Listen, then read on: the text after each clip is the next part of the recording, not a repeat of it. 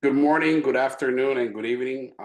Welcome everyone to our May event for our Conex Americas meeting. I want to thank you for signing up for this event today, this webinar.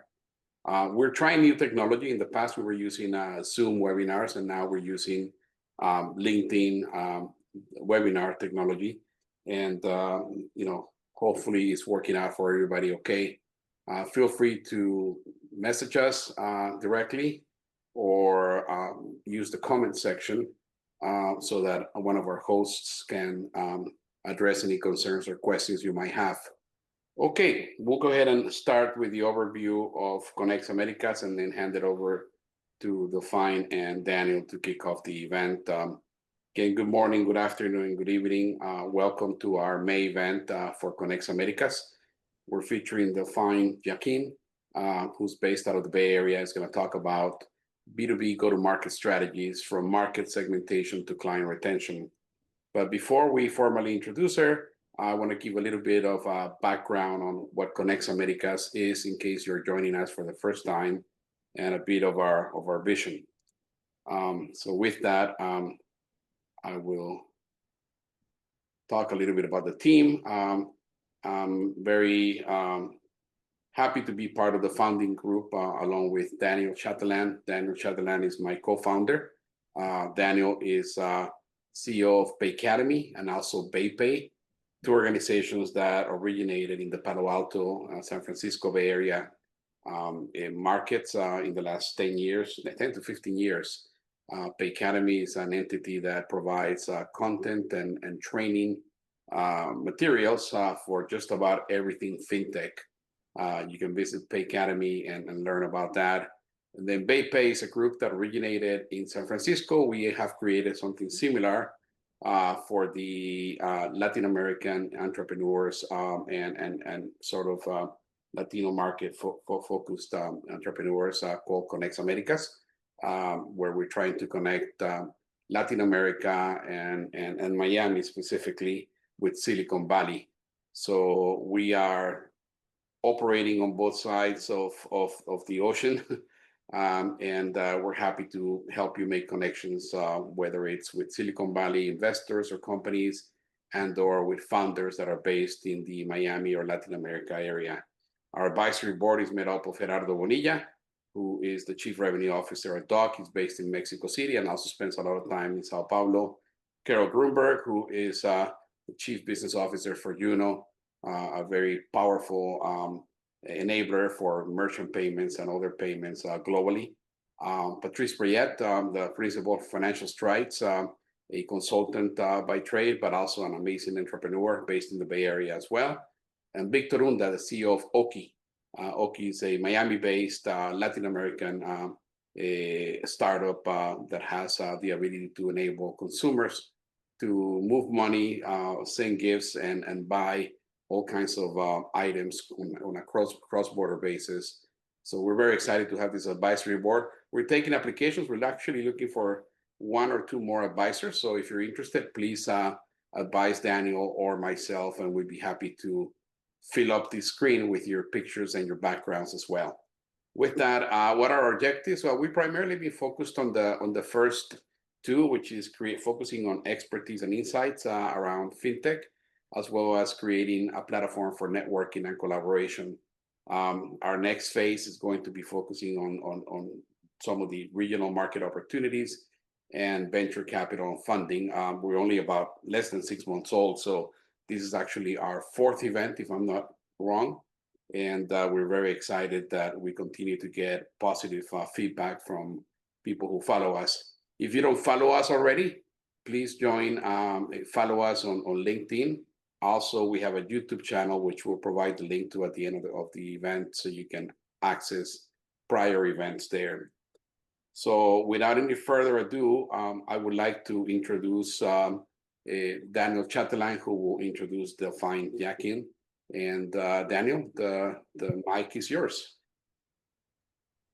Thank you very much, Danny. So good afternoon, everyone. Thank you very much for being here today. I'm excited to welcome you for this workshop on B2B go-to-market strategy. This topic is part of a series of workshops we are organizing, and this topic is particularly important. It can make the difference between a great idea and a real business. A good go-to-market strategy helps you reach the right customers at the right time with the right message. It helps you sell faster and grow smarter, and without a plan, even the best products can fail. In B2B, sales cycles are usually longer than B2C. Buyers are cautious. That's why we need a clear path to market. Today, we'll talk about how to build that path. We'll explore how to choose the right channels, position your offer, align your teams. This workshop is about action. By the end, you will have the opportunity to ask questions to our presenter. So ask questions, share your ideas, and learn from each other. Today, we are lucky to have Delphine Jacquin as our presenter. Delphine has more than 15 years of management consulting and cross-industry experience, leading complex projects, building practices and capabilities, and growing high-performing teams both in the US and internationally. In 2023, Delphine founded CX&P, a boutique consultancy that specializes in helping businesses solve their customer experience, CX, and product-related challenges with an impact-driven mindset. She's passionate, as you will see, about designing executable strategies by empowering business leaders with the right methodology, tools, and mindset to accelerate their growth and delight their customers. So let's get started. Delphine, the mic is yours. Thank you, Daniel and Danny. I'm going to share my screen if that's okay. Give me 1 second so we can make that quick change, please. Can you all see my screen like the first page? Okay, excellent. So I'll actually jump directly to the content for today. So we're done with the welcome and introductions, obviously. We're going to really cover go-to-market strategy in 3 parts. The first will be a little refresher around definitions and why go-to-market matters. The second will be about the core components of a go-to-market strategy. So meaning really the steps that you do need to take, like you can't make the economy of not doing it. And lastly, we will talk about key success factors. And I call that the things we don't talk enough about because a strategy is not mechanic or static. It requires a lot more than that, and that's what I want to discuss toward the end. I will leave some time for Q&A. So I hope that you have some questions and you can feel free to drop them in the chat as Daniel indicated. I'm happy to stop and answer them either in the middle of the workshop or at the end. It's no problem. It's better when it's interactive. So let's start with a little definition refresher. A go-to-market strategy is the game plan for connecting your offering with demand in a scalable, defensible way. The reason why I wanted to spend a little bit of time on this definition is because it really encapsulates the core and the meaning of go-to-market strategy. Even the best strategies can fail, and I think that this is also why we call it a game. A strategy is absolutely necessary to maximize your chances of success, but we also all know that there are calculated bets that you will have to make. But by doing your homework and by being very deliberate about it, you will be able to really maximize these chances. And we're also talking about the demand because go-to-market is about who you serve, right? It starts with your customer. We're talking about offering, it's about your product and product market fit, which is where your customer and your product meet and can enable the takeoff of your company, which subsequently, if you do it in the right way, will become something that you can defend, like a defensible moat, the moment at which you can start thinking about scaling. So we'll cover actually all these aspects along the workshop. So it's not a nice to have. I think that we all agree on that, and that's probably why you're attending today. It's really foundational to a company's success. Before I talk about direct and indirect benefits, though, one thing I want to highlight is we talk, like everyone talks a lot about strategy, like we talk about corporate strategy and business strategy and product strategy and go-to-market strategy, and it can be confusing because too many strategies can like create duplicates or inefficiencies. I would just say that a lot of the components we're going to cover today in the go-to-market strategy are actually components that should be the same for the entire company or your business strategy. Like, for instance, product market fit is just fundamental. Understanding your customers is just fundamental. So, so a lot of this core is absolutely foundational. And then when you think about the sales and marketing motions that go around it, that also makes a big distinction, and that's very specific to go to market.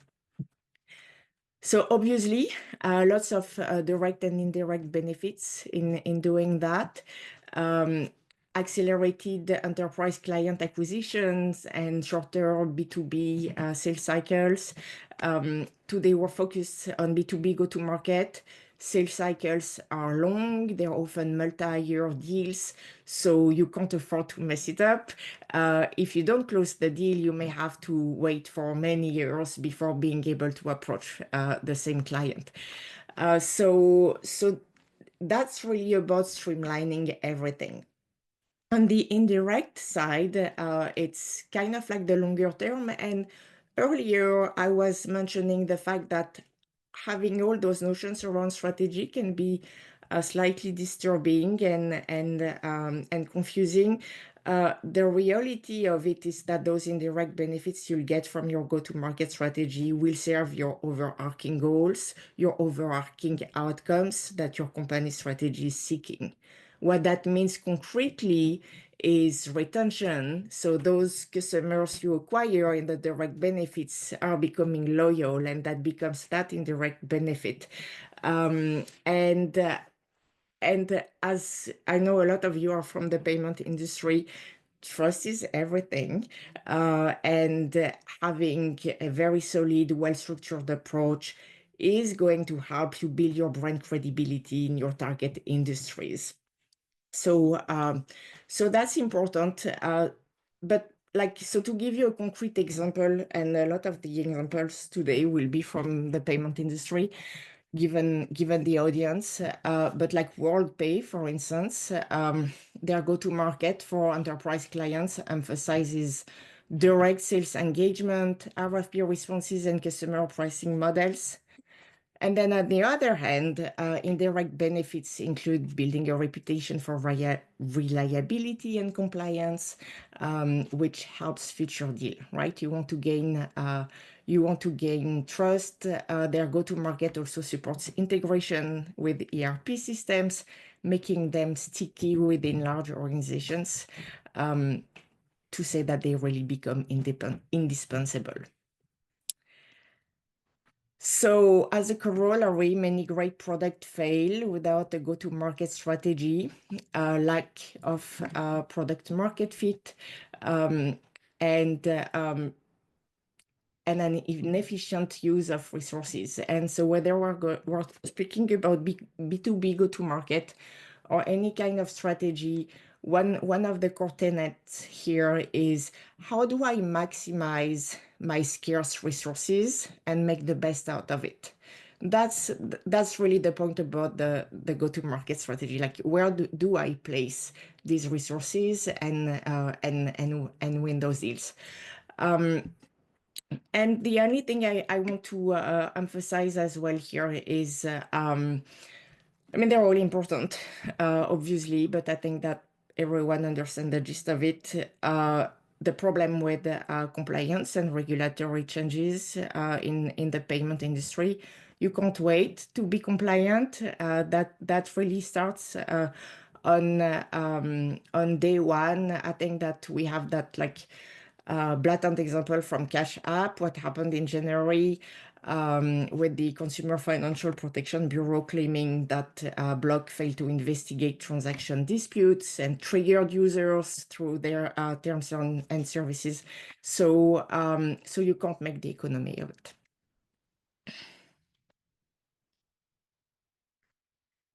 Also, go-to-market strategy is not a one-time launch plan. As we're going to look into and discuss in a brief moment, this is really about what moves you're going to choose, but also how you're going to articulate them. So it's about the orchestration that we have to think about. And for those of you who have like bigger companies and bigger teams, how you orchestrate these teams and how they work together at like product, marketing, sales, risk, and other levels. I will go back on that notion of like not being static, because I think it's really foundational. But that's to say, there is not a single recipe for success. You will have to explore and you will have to experiment to find the right orchestration of those strategic moves. If that was easy, we would know it.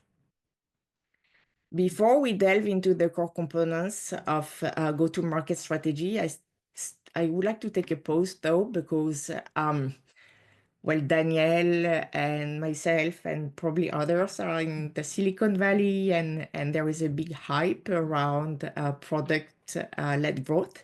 I don't know how many of you are familiar with that, but like recently, we've really gone from a trend that was emphasizing sales-led growth, like the push aspect, to product-led growth, which is the pull aspect, which means your product drives everything, right? So the traditional enterprise sales / enterprise tornado, meaning when your products start picking up and everyone wants to buy it and you need to have sales teams in place, leaving some space for product-led growth, which is more of like, okay, your product will speak for itself. So for instance, if you think about Square, you think about that beautiful little white object that was sold to social merchants and picked up almost in a viral way. So the reality of it is that most companies will do a bit of both, and typically these are the ones that incorporate multiple sales motions, so both sales-led and product-led, that yield most benefits. I even read the term product-led sales, so that's another one. I don't know if you want to add it to your jargon or not, but it's really about doing a little bit of both. And it will depend on which stage your company is in, because you will not always adopt the same go-to-market depending on the stage of growth. All right, core components. Earlier, I said that the go-to-market strategy is not a launch plan. It is also not a checklist. It's a journey through 6 interlinked stages that require distinct strategic choices and adaptations. Some of those some of those components you're seeing here on the wheel are sequential. However, this is not linear. In many instances, you will have to go back and you have to be okay with that. But the success itself depends on deliberate sequencing and market learning. So that's why we're saying it's not a static plan. As you learn, you adapt and you become better at what you do. All right, so number one, choose your market. I don't know how many of you are familiar with that book, Where to Play, How to Win. That's a very famous strategy book. It's awesome. I highly recommend it. But that's really about it. Like, question number one is, where do you want to play? And another way to ask is, what segment, what customers do you want to target? If you're in early stage, well, actually, you will always need to focus, right? That's one of the key tenets of strategy. I was talking about optimization of scarce resources earlier. One other key tenet is focus and prioritization. So do one thing, do it well. So in this case, and so we're talking about focusing on one segment, and for B2B, it's usually a good idea to start with the vertical, and then when I say understand your audience, understand your customer, your ideal customer profile. What's her wants and needs? How can you address them? Another part, so beyond the market, another part is really the industry and the competition. You do need to understand your strategic context. So customer, market, industry, competition. These are non-negotiable. And like, as I talk to clients, a lot of them say, yeah, but I know the context. Yes, you know the context, but you need to stay on top of it. It's not a one-time thing. You need to be able to evolve, react, and even better, anticipate what's going to happen to be able to meet evolving customer needs. So you can't make the economy of it. And that in place should contribute to help you find that, like, big enough to matter, small enough to win segment, what Jeffrey Moore calls the beachhead market, which is a big concept here. Start small, within a segment that you know has high value for your company. Again, is there a market? Like, if there is no market, just don't do it. But if that segment is big enough to matter and small enough to win, go for it. And don't pay attention to anything else in the meantime. So example, ADN initially targeted global e-commerce platforms with complex cross-border needs. For instance, Uber or Booking.com. And by solving pain points like multi-currency settlement and unified reporting, they build credibility before expanding to other verticals like retail or hospitality. So all these should also contribute to differentiate yourself, like understand, like bring a clear positioning that your customers value and differentiates you from the competition. That's your value proposition here that you're working on, and it's actually a good segue to number two, which is the product market fit that is absolutely needed before scaling. So I said that as I started talking that like the product market fit is really where your product meets your customer, and you're not going, like, if you're in early stage, you're not going to find it immediately. You'll start with some hypotheses. You learn from your customer experience. You'll iterate and you learn some more until you find it. It's hard. And it's part of any strategy, by the way, not just go to market, but it's absolutely foundational. Like, if you take PayPal, for instance, they started with Palm pilots to end up partnering with eBay for merchants that needed a way to transact. So so it's really a question of iterations. That's why we're talking about starting small. Each time you have a new product you want to launch to market, that means not just MVP. You can even put a paper prototype in front of your customer and see how that customer reacts. And I say react. I'm not telling you to ask if they would buy it because you won't get the right answer. But prototypes are important. I mentioned regulatory requirements earlier as a priority from day one. As you're identifying your product market fit, like you will really need to focus on those underserved needs, because it's underserved or it's served in a way that is not meeting the customer expectations, that you will find by conducting customer interviews and continuous discovery. If you're not familiar with the notion of continuous discovery, I'd be more than happy to talk about it. I'm passionate about this one. And as you build your business and keep growing and forever, you need to measure everything you do, to understand the progress, understand when to pivot, but also when to persevere. All right, so once you've achieved product market fit, and it's easier said than done, but you can like really focus on finding and winning your clients strategically.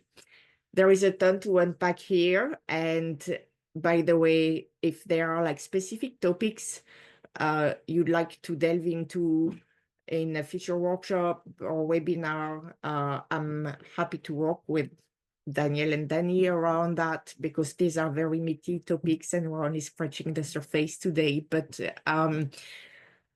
finding and winning clients strategically is really about finding the right mix of channels for your high-value prospect segments.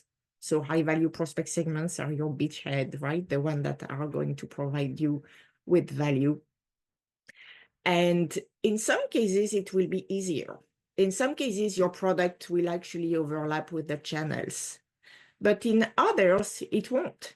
And so to give you a concrete example, like when I say overlap, like if you have an API like Stripe at the beginning that is being used by developer of like SaaS companies, you know what the channel is, right? So it's easier to go to market that way, but that's not always obvious. Usually, as you start, you will start with one channel, and as you grow, you may expand on more channels because they will complement each other, but also because you may go up market or cross market, or like really evolve in the type of customers you address. Examples include inbound marketing and thought leadership. So that's really around content. That's not a payment, like HubSpot, for instance, has done an absolutely amazing job at that.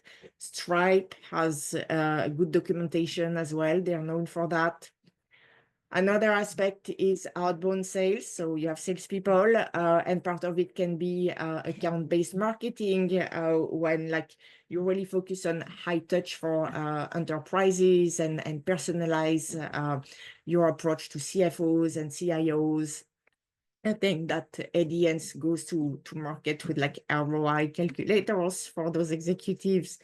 Then you have digital channels and self-services, which actually also can, I mean, does not go hand in hand, but like viral and referral loops are very product-led growth focused, meaning the growth here really involves the customer and the product with not as much intervention from marketing and sales, at least at the beginning.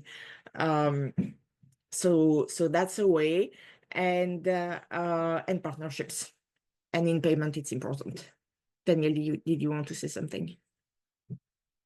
No, sorry. I thought you wanted to.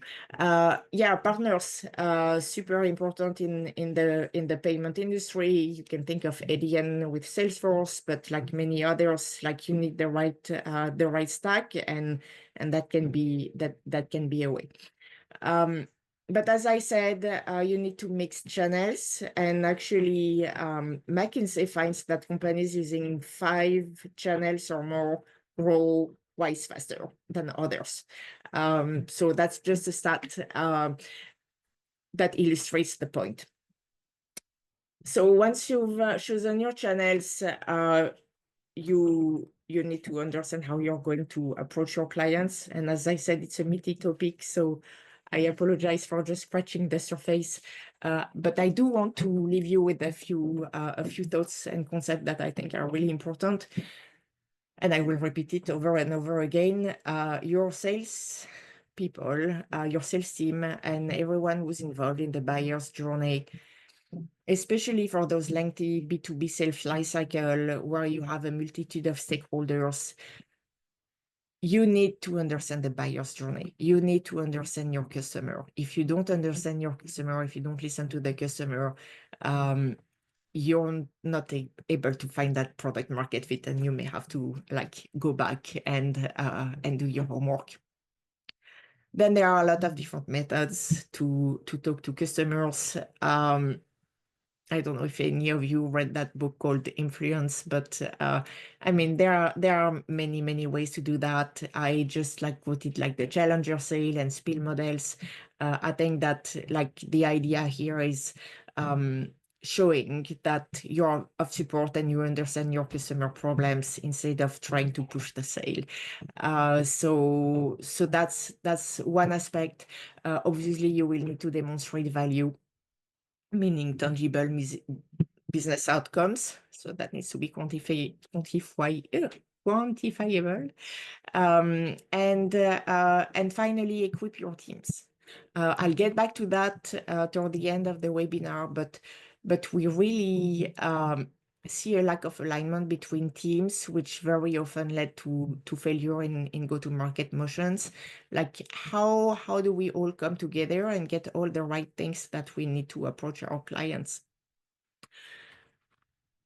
And your sales teams need to know the product. Like they need to know the product very, very well. So that's really part of the story to open the relationship. Then pricing, of course. This one is, so there are 2 ways, going to like vulgarize the thing a little bit, but there are 2 ways to do pricing. You either put a markup from your production cost and decide what margin you want to make, or you do value-based pricing.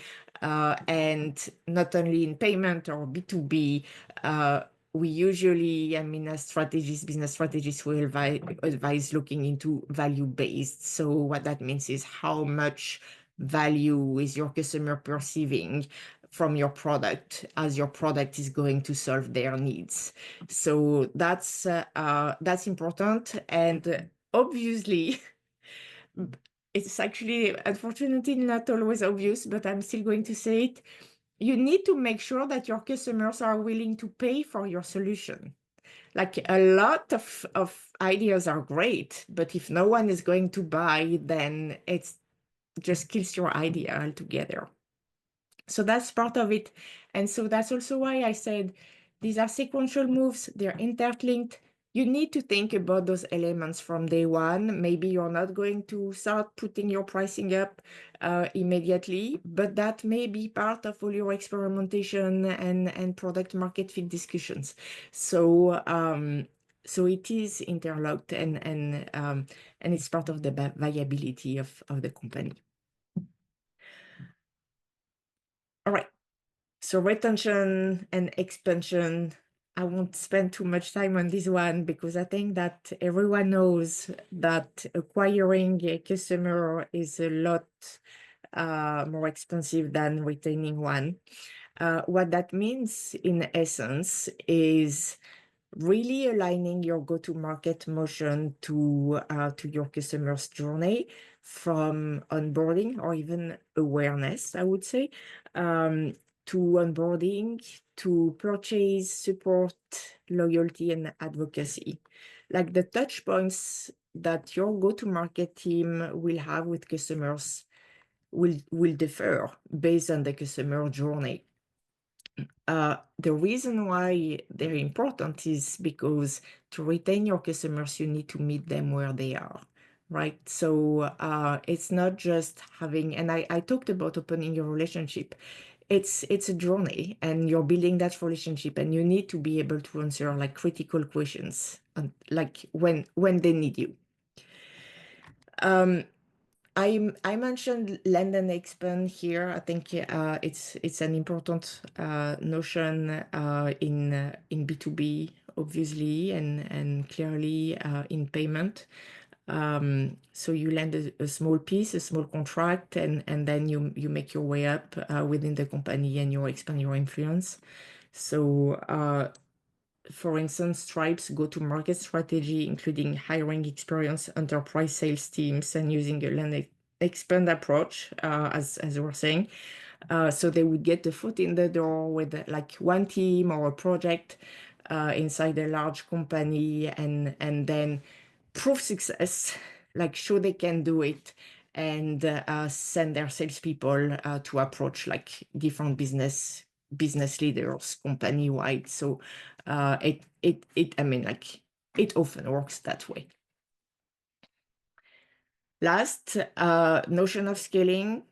This one is also a very big topic, but that's also why I added some cool content here that, I mean, if the deck is distributed after the webinar, I hope you can have it. I talked, so you can review, but I talked about defensible modes earlier, and that's really what it boils down to when you talk about scaling with strategic discipline.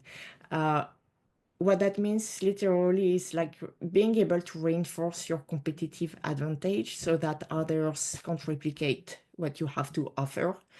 That also means, and we mentioned it earlier, as you expand, you don't expand all at once, right? It's incremental. Maybe you're going to master one vertical, maybe it will be retail or technology, and then you will grow, or you will expand geographically. But those defensible modes, they're what is going to allow you to scale and not stagnate or stale as you're growing. So that's it for the components. And again, I'm happy to talk more about those, but I want to leave you with a few thoughts around key success factors and why I think we don't talk about them enough. So for the first one, I am slightly biased because CXNP stands for customer experience and product. So I am a customer experience person. I am hyper-focused on the customer. So I would really invite you to think through the lens of the customer as you're designing your go-to-market motion. It is crazy the number of companies that fail because they do not conduct appropriate customer discovery, continuous discovery. Like they think because they have one idea, everyone will want the product. That is not the case. And the reason why it is so important is because go-to-market, as I said earlier, will touch every single step of that customer journey. And in B2B payment, it's even more complicated because you have decision makers, influencers, and users. So it's really, really important to understand them, build personas, and those personas will also allow you to build empathy and think as you're in the shoes of your own customers and come up with more innovative ideas as well. So what that means fundamentally is that even though you conduct like strategic assessment, like context assessment or current state assessment or whatever you want to call it to try to understand your customer, that means that you need to embrace the notion of continuous discovery and continuous learning. because customer evolve and because you won't nail it at first, the only way to really keep like improving your offering and keeping your customer is really to adopt that test and learn approach. Another thing I wanted to mention is cross-functional and cross-functionality and alignment of teams. And one of the reasons why I want to mention this is because too often teams are not aware of what the strategy of the company is. I've even met some of my clients in the past who said they had actually never seen the strategy. So a lack of transparency in strategy is not going to help in pursuing a unified goal, right? We talked about focus, we talked about prioritization. Everyone needs to march in the same direction. Everyone needs to have that common understanding of the customer and their needs, and especially like in B2B, because it involves so many different motions, including compliance. You want to understand each other's role, and it doesn't mean you have to understand it 100%, but you need to be savvy enough to know when to pull in these teams. Very often product managers are tasked with that, right? Because they're really at the center and they can like evangelize for the product and orchestrate teams. But acquiring that common understanding of the context and of the customer is extremely important.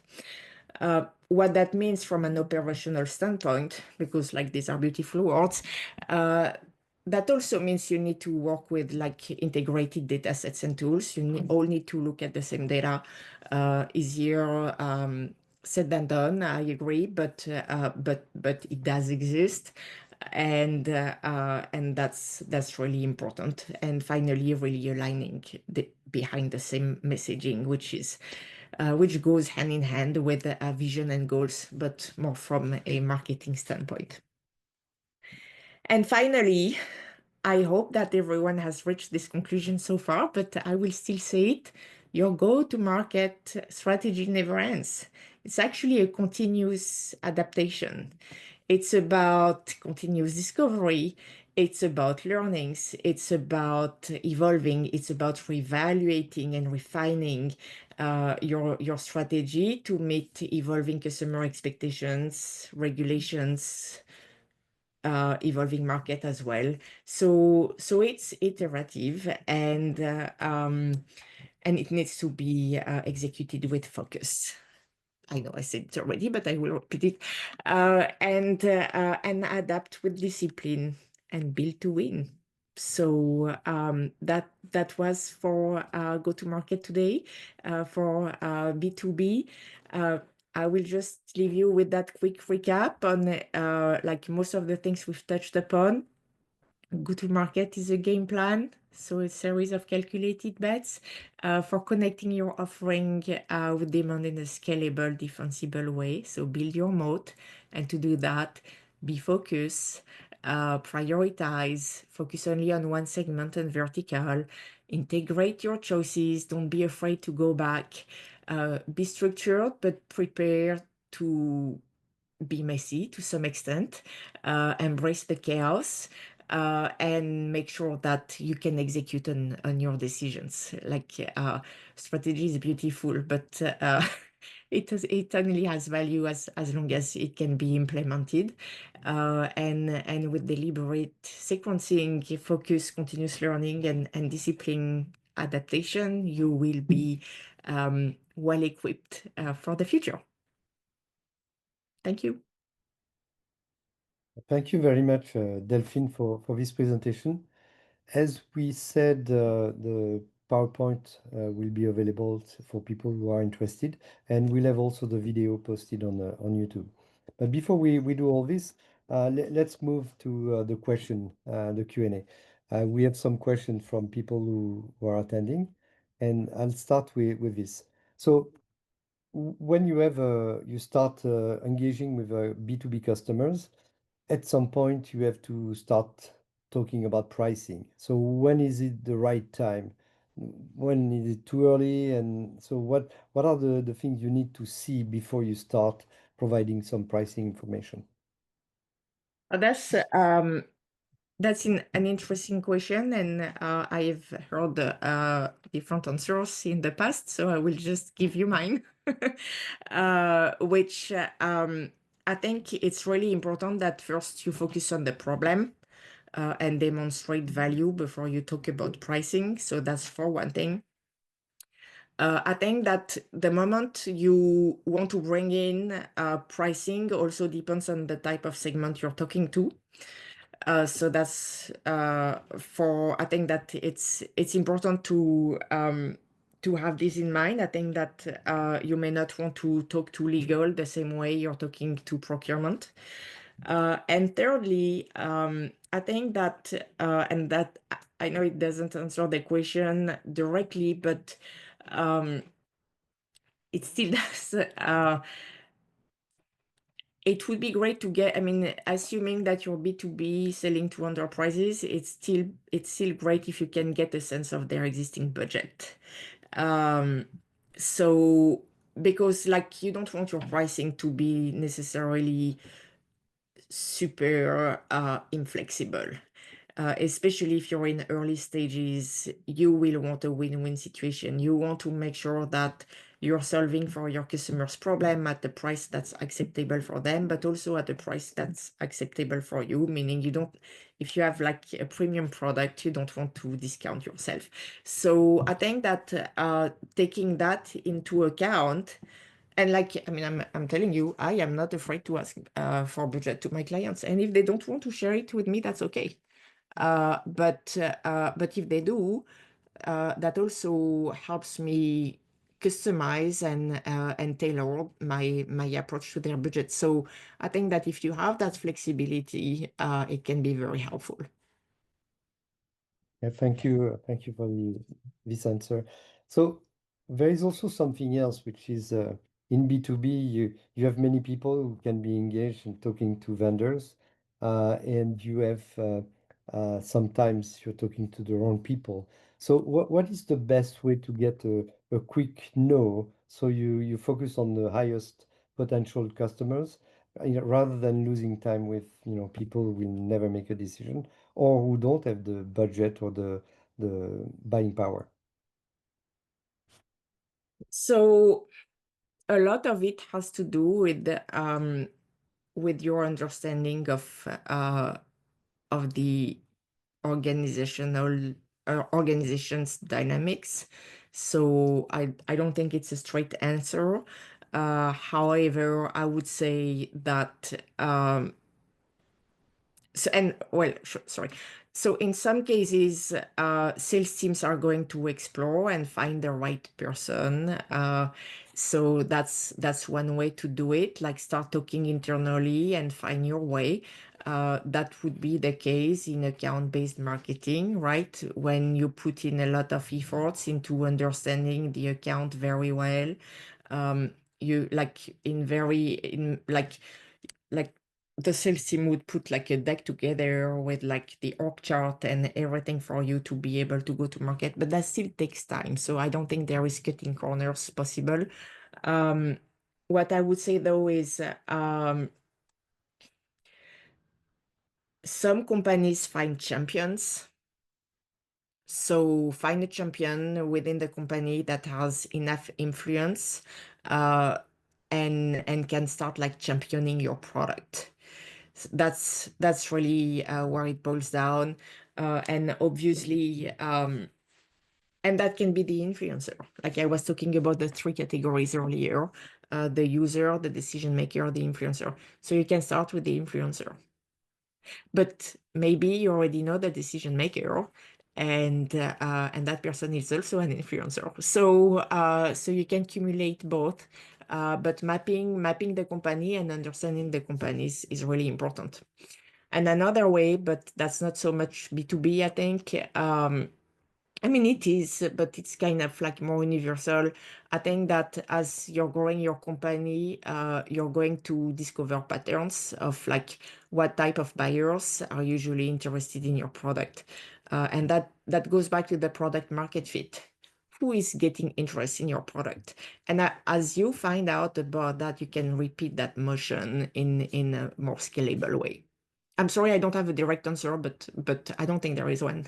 Yeah, no, it's good to have different angles around the answer. So you talked earlier about something you've seen quite often. It's the lack of customer discovery.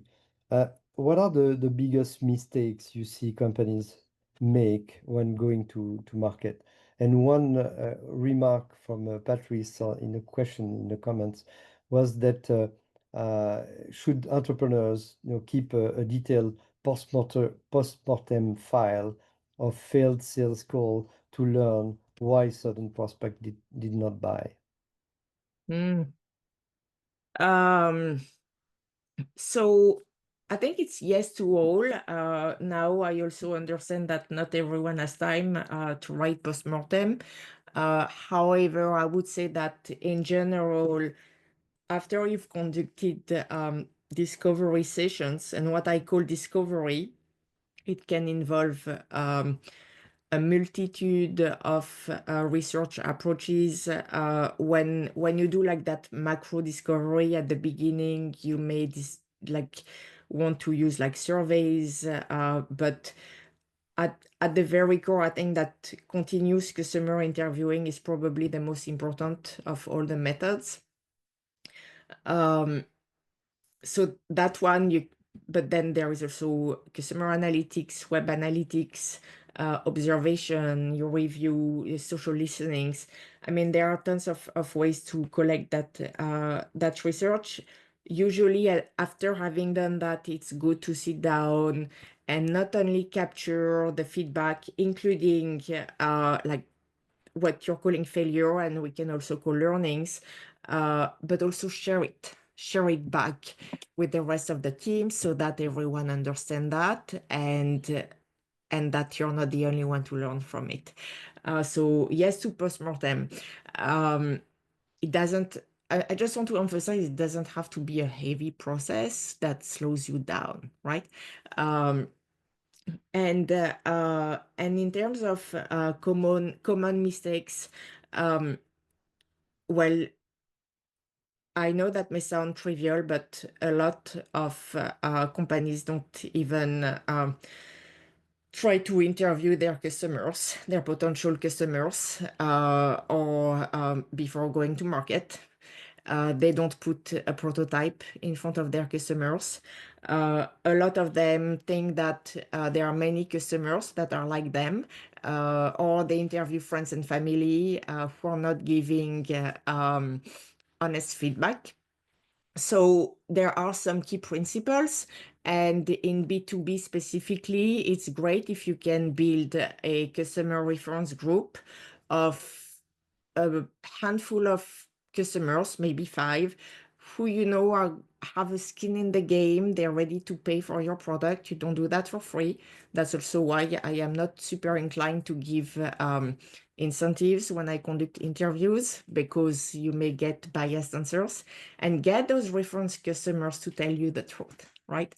So that's another thing that is often missing.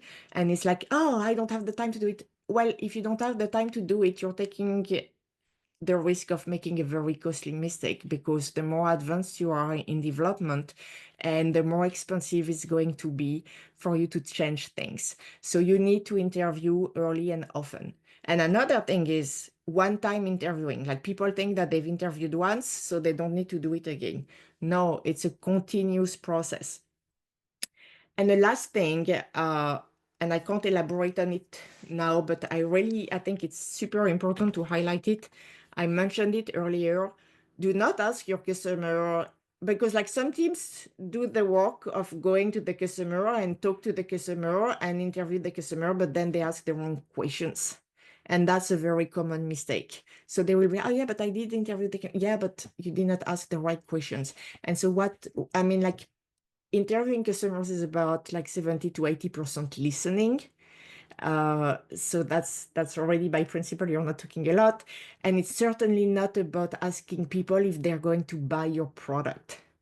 right? Like I think that was Henry Ford that said, if I asked customers what they wanted, they would have said faster horses.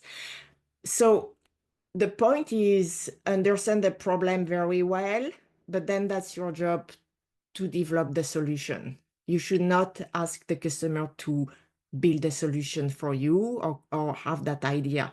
That's your job. Your job is to like unearth and get the deep causes, the root causes of the problem.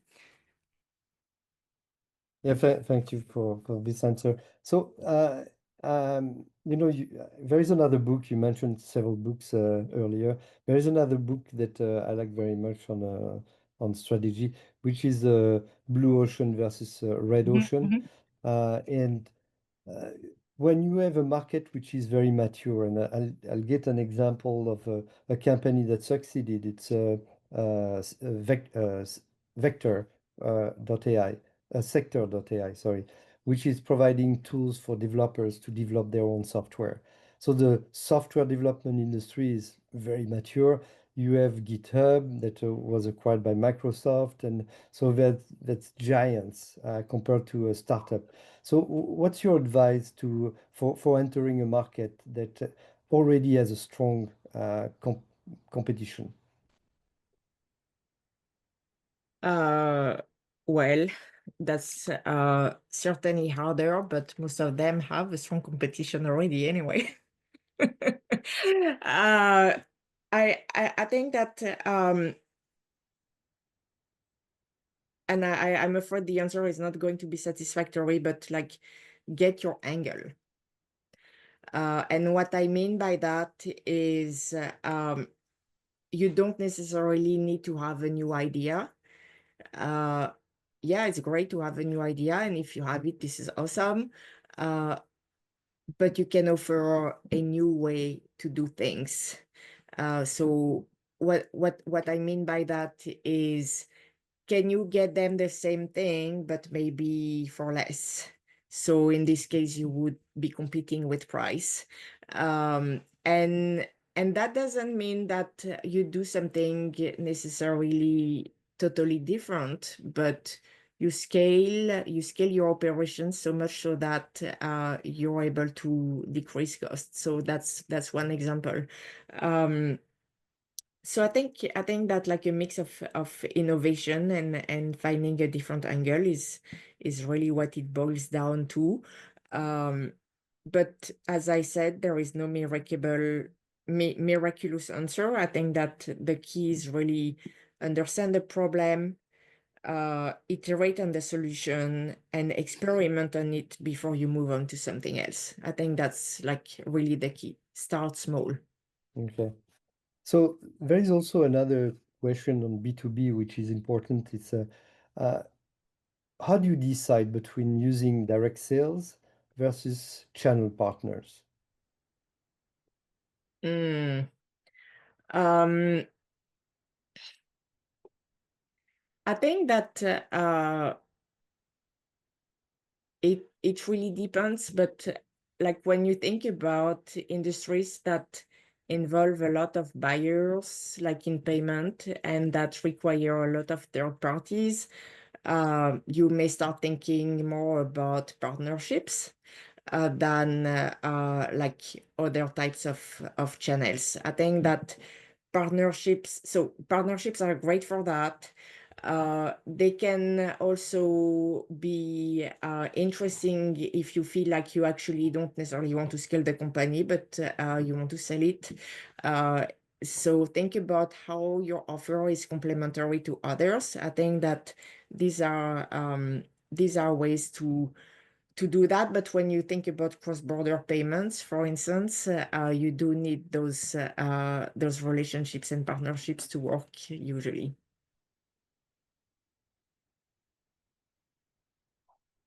Okay, so now I have one last question because we are just a little bit over time. So what tools or framework do you recommend for building a go-to-market plan? Um, I don't believe in over engineering tools and frameworks.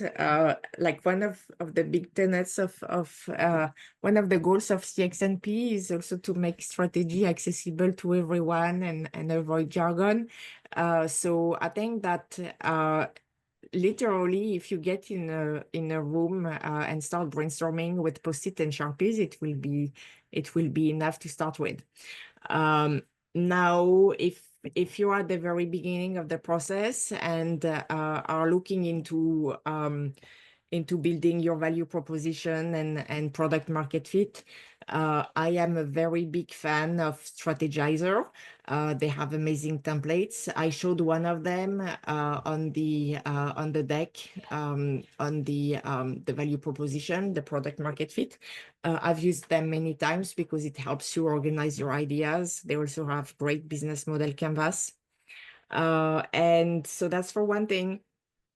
Another one being, I really like April Dunford. She's very straightforward and very efficient in helping building like efficient sales strategies and value propositions. So and she published 2 books. They are pretty slim, and I highly recommend them. One is obviously awesome. The other one is Sales sales. pitch. Yeah. Yeah. Yeah, Okay, very good. I found think some. we need to wrap up. Danny is making signs to me, so so Danny, if you want to wrap up, and thank you again, Delphine, for sharing your insights on this very important topic. Thank you so much. It was a pleasure being with you all, and I hope it was helpful and useful. Thank you, Delphine. Thank you, Daniel. Really appreciate the time and effort. Great questions, Daniel, by the way. So we're out of time, and I think people are dropping quickly because they have all their business to attend to. But for those of you who are watching this still, please don't forget to follow us on LinkedIn. If you're not already doing that, also we will be posting in about 3 to 5 business days this webinar on our YouTube channel. The channel is youtube.com/@ConexAmericas. And if you have any questions or feedback or ideas, you would like to be a speaker, you would like to be an advisor, you would like to be, you have an inquiry or a question, please feel free to contact us directly, whether it's Daniel Chatelain or myself at our emails or via LinkedIn. Again, thank you, Delphine. We really appreciate your time and effort. You're definitely an expert in this. We appreciate the time you put into it, and look forward to following your advice in go-to-market strategies on the B2B side. Thank you, everyone. Good evening, good afternoon, and good morning to everyone. Thank you so much.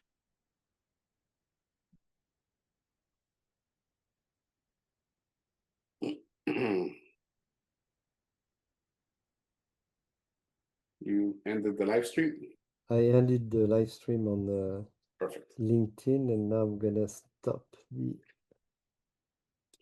Yeah, we were at